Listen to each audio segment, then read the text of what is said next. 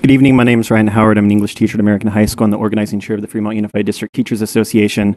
In opening this agenda item, Dr. Wallace mentioned that all the way back in January, management and the district were discussing many ideas to balance the budget. And specifically, Dr. Wallace mentioned that FUSD was still in negotiations with labor groups.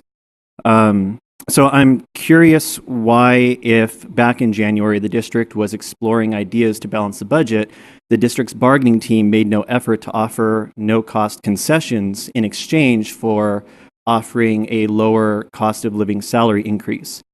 Things like stronger contractual language could potentially be a zero-cost item.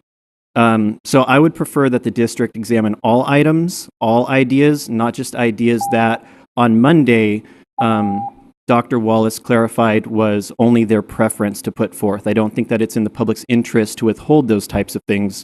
I think that we deserve full disclosure. And you can't say that we're in a crisis and not examine all items. You can't have your cake and eat it too. Thank you. Thank you, Mr.